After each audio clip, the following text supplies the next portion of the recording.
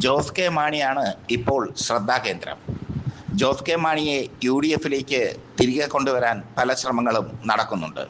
പക്ഷേ ജോസ് കെ മാണി അതൊക്കെ നിഷേധിക്കുന്നു. കടുത്തുരുത്തിയിൽ മത്സരിക്കാൻ ഒരുങ്ങുകയാണ് ജോസ് കെ മാണി.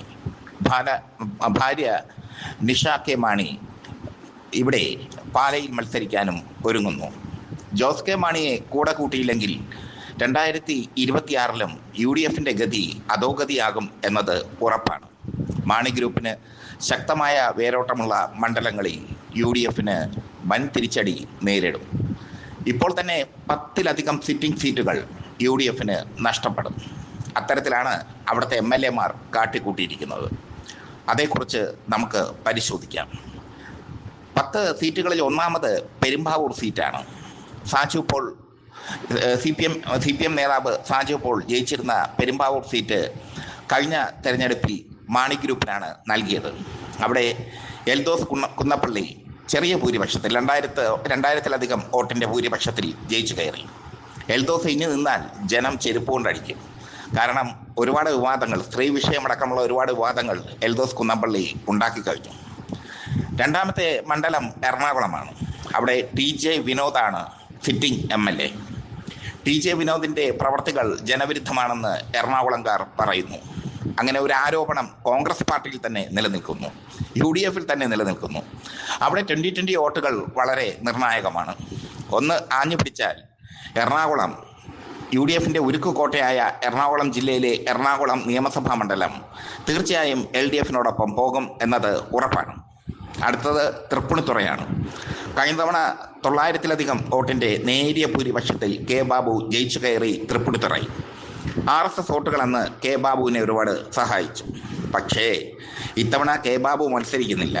അതുകൊണ്ട് തന്നെ തൃപ്പൂണിത്തുറ LDFിന് ഈസിയായ മണ്ഡലമായി കണക്കാക്കാം. അടുത്തത് ചാലക്കുടിയാണ്. ചാലക്കുടി CPMൻ്റെ കുത്തക മണ്ഡലമായിരുന്നു, CPMൻ്റെ കോട്ടയായിരുന്നു. കഴിഞ്ഞ തവണ മാണി ഗ്രൂപ്പിനാണ് ചാലക്കുടി നൽകിയത്. അവിടെ TJ സതീഷ് കുമാർ 1057 വോട്ടിന് കഷ്ടിച്ച് കടന്നുകൂടുകയായിരുന്നു. ഈ മാണി ഗ്രൂപ്പ് സ്ഥാനാർത്ഥിയെ ഉൾക്കൊള്ളാൻ CPMന് കഴിയാത്തതാണ്, CPM പ്രവർത്തകർക്ക് കഴിയാത്തതാണ് ഈ പരാജയ കാരണം എന്ന് വേണമെങ്കിൽ പറയാം. അടുത്തത് മൂവാറ്റുപുഴയാണ്.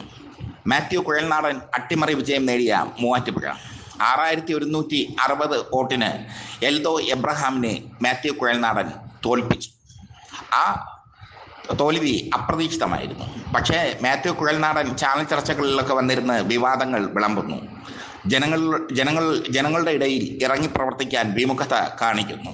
പത്രപ്രവർത്തകരുടെ തോളിൽ കൈയിട്ട് നടക്കുന്ന മാത്യു കുഴൽനാടൻ ഇത്തവണ മൂവാറ്റുപുഴയിൽ നിന്നാൽ കടുക്കും. മൂവാറ്റുപുഴയിൽ അട്ടിമറി സംഭവിക്കും. ഇനിയുള്ളത് കടുത്തുരുത്തിയാണ്. കടുത്തുരുത്തിയിൽ കേരള കോൺഗ്രസ് എമ്മിൻ്റെ ശക്തിദുർഗമാണ്. അവിടെ മത്സരിക്കാൻ തീരുമാനിച്ചിരിക്കുന്നത് ജോസ് കെ മാണിയാണ്. കഴിഞ്ഞ തവണ മോൻസ് ജോസഫ് 4256 വോട്ടിനാണ് കടുത്തുരുത്തിയിൽ ജയിച്ചത്. കേരള കോൺഗ്രസ് എമ്മിലെ സ്റ്റീഫൻ ജോർജിനെയാണ് അദ്ദേഹം പരാജയപ്പെടുത്തിയത്. പക്ഷേ ഇത്തവണ ജോസ് കെ മാണി വന്നു കഴിഞ്ഞാൽ, കടുത്തുരുത്തിയിൽ LDF സ്ഥാനാർത്ഥിയായി വന്നു കഴിഞ്ഞാൽ അദ്ദേഹം ആ മണ്ഡലം ഈസിയായി പിടിച്ചെടുക്കും എന്നതിൽ യാതൊരു തർക്കവുമില്ല. ഇനി കുണ്ടറയാണ്. PC വിഷ്ണുനാഥ് 4523 വോട്ടിന് മേഴ്സിക്കുട്ടിയമ്മയെ തോൽപ്പിച്ച കുണ്ടറ. കഴിഞ്ഞ തിരഞ്ഞെടുപ്പിൽ ആഴക്കടൽ മത്സ്യബന്ധനം അടക്കമുള്ള വിവാദങ്ങൾ ഉണ്ടായിരുന്നു. ആ വിവാദങ്ങളൊക്കെ കുത്തിപ്പൊക്കി UDF നല്ലൊരു പ്രചരണം നടത്തുകയും അപ്രതീക്ഷിതമായി മേഴ്സിക്കുട്ടിയമ്മ തോൽക്കുകയും ചെയ്തു. ഇത്തവണ വീണ്ടും മേഴ്സിക്കുട്ടിയമ്മയെ മത്സരിപ്പിക്കുകയാണെങ്കിൽ കുണ്ടറയിൽ വിജയം ഉറപ്പാണ് CPMന്. കാരണം ആഴക്കടൽ മത്സ്യബന്ധന വിവാദമൊക്കെ ഉണ്ടാക്കിയതാണെന്ന്, ഒരു തന്ത്രമാണെന്ന് ജനങ്ങൾ തിരിച്ചറിഞ്ഞു. മേഴ്സിക്കുട്ടിയമ്മയുടെ തിരിച്ചുവരവിനായി ജനങ്ങൾ ആഗ്രഹിക്കുകയാണ് അവിടെ. അതേസമയം കുണ്ടറയിൽ ചിന്താ ജെറോമാണെങ്കിൽ ടൈറ്റ് ആവുകയും ചെയ്യും മത്സരം. പക്ഷേ ആര് വിജയിക്കുമെന്ന് പറയാൻ പറ്റില്ല.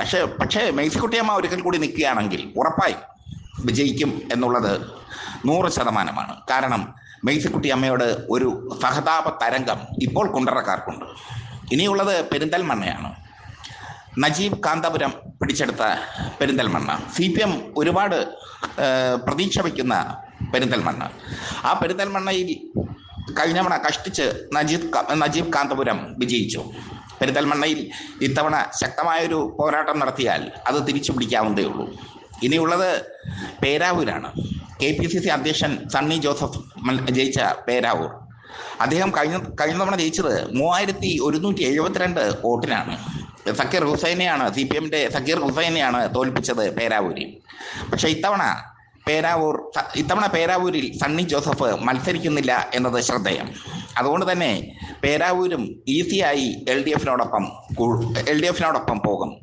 ഈ 10 മണ്ഡലങ്ങൾ ശ്രദ്ധിക്കണമെന്ന് പറയുന്നത് പൊളിറ്റിക്സ് കേരള അല്ല, UDFിന്റെ രാഷ്ട്രീയ തന്ത്രജ്ഞനായ സുനിൽ കനകോലുവാണെന്ന്. അദ്ദേഹം നടത്തിയ സർവേയിലാണ് ഈ 10 മണ്ഡലങ്ങൾ കൈവിട്ടു പോകുമെന്ന് മുന്നറിയിപ്പ് നൽകിയിരിക്കുന്നത്. ഈ 10 മണ്ഡലങ്ങൾ നിലനിർത്തുക, 50 മണ്ഡലങ്ങൾ പിടിക്കുക, എങ്കിൽ മാത്രമേ വലിയ ഒരു വിജയത്തിൽ UDF അധികാരത്തിൽ വരാൻ സാധിക്കുകയുള്ളൂ. ഈ 10 മണ്ഡലങ്ങൾ പോകുമെന്നുള്ളത് ഉറപ്പാണെന്ന് സുനിൽ കനകോലു പറയുമ്പോൾ UDFിന്റെ നെഞ്ച് ഇടിക്കുകയാണ്. നിലമ്പൂരിലെ വിജയം കൊണ്ട് മാത്രം ഒന്നും നേടിയിട്ടില്ലെന്നേ. ഒരു ഉപതെരഞ്ഞെടുപ്പാകുമ്പോൾ അതിൽ ജയവും പരാജയവും നിർണ്ണയിക്കുന്നത് അപ്പോഴത്തെ രാഷ്ട്രീയ കാലാവസ്ഥയാണ്. ഉപതെരഞ്ഞെടുപ്പാകുമ്പോൾ എല്ലാ നേതാക്കൾക്കും അവിടെ എത്താം, പ്രവർത്തിക്കാം. പക്ഷേ യഥാർത്ഥ തെരഞ്ഞെടുപ്പ് വരുമ്പോൾ ഒരു നേതാവിനും അവിടെ എത്താൻ പറ്റില്ല. VD സതീശൻ ഓടി നിലമ്പൂരിൽ എത്താൻ പറ്റില്ല. രമേശ് ചെന്നിത്തലയ്ക്ക് ഓടി നിലമ്പൂരിൽ എത്താൻ പറ്റില്ല. സ്ഥാനാർത്ഥി തന്നെ സ്വന്തം നിലയിൽ പ്രചരണം നയിക്കേണ്ട ഒരു അവസ്ഥ വരും. നിലമ്പൂരിൽ പ്രിയങ്ക ഗാന്ധിയൊക്കെ ഓടിയെത്തി പ്രചരണം നടത്തി. അത് ഉപതെരഞ്ഞെടുപ്പിന്റെ പ്രത്യേകതയാണ്. നിലമ്പൂർ കണ്ട് കോൺഗ്രസ് പനിക്കണ്ട എന്നാണ് പൊളിറ്റിക്സ് കേരളയ്ക്ക് പറയാനുള്ളത്. 10 മണ്ഡലങ്ങൾ അത് ഉറപ്പായും മാണി കൂടെ ഇല്ലെങ്കിൽ, ജോസ് കെ മാണിയെ തിരിച്ചെത്തിച്ചില്ലെങ്കിൽ സ്വാഹയായി മാറും. ഈ 10 മണ്ഡലങ്ങൾ പിടിച്ചെടുക്കും LDF. ആ 10 മണ്ഡലങ്ങൾ പിടിച്ചെടുക്കുന്നത് UDFിന്റെ സ്വപ്നങ്ങൾക്ക് തിരിച്ചടിയായി മാറും. ഈ തൃപ്പൂണിത്തുറയിലേക്ക് കഴിഞ്ഞവണ RSS വോട്ട് മറിച്ചതുപോലെ ഇത്തവണ വോട്ടൊന്നും മറിക്കില്ല.